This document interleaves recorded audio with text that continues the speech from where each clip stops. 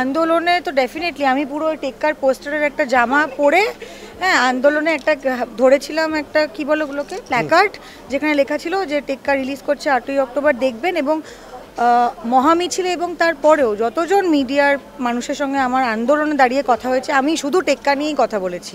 আমি একটা জামা বানাবো, দিয়ে ওটা পরে আন্দোলনে যাব, তারপরে যদি এটা কেউ বলে আমি শুনবো। না, এখানে একটা মজা আছে, আমরা যদি কিছু না বলি, ও কোথায় গেলেন ইনি কি মারা গেলেন, ইনাকে খুঁজে পাওয়া যাচ্ছে না, আচ্ছা, আর বললে তুমি প্রমোশন করছো। আরে ভাই, আজব মুশকিল। তো শুড উই স্টপ এক্সিস্টিং? না ওদের না কি ওনাদের হয়ে যাব না, ওনাদের কনভিনিয়েন্স অনুযায়ী আসবো, আবার ওনাদের কনভিনিয়েন্স অনুযায়ী মিলিয়ে যাব। তো আমার মনে হয় যে মানে আমার তো ব্যক্তিগতভাবে একদমই সময় নেই। আমার মনে হয়েছিল একটা কথা আমার মানুষকে জানানো উচিত যে ভাই যথেষ্ট হয়েছে, যার যেটা ইচ্ছে সে সেটা করো, সেটা আমি বলে দিয়েছি। বারবার আর এটা নিয়ে আমি কথা বলবো না।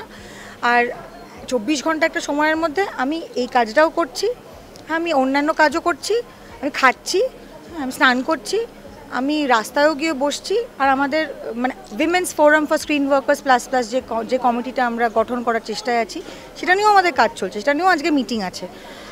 প্লাস আন্দোলনের যে একটা গ্রুপ আছে আমরা তিলোত্তমা, সেখানেও কার তেরপল লাগবে, কার প্যাড লাগবে, কার বাথরুম খুঁজে পাওয়া যাচ্ছে না, হ্যাঁ, কার উকিল লাগবে, সেই কাজগুলোও কিন্তু আমরা করছি।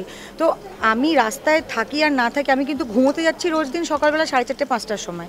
আর আমি এটাও মনে করছি না যে আমি বিশাল একটা কাণ্ড ঘটাচ্ছি, কারণ আমার সঙ্গে আরও 150টা লোক ওই গ্রুপে আছে যারা কিন্তু 4:30 অবধি জেগে আছে এবং ঘুম থেকে উঠে অফিস করছে।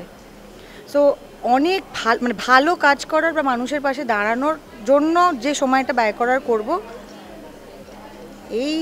এই হ্যাজগুলো একদমই নিতে চাই।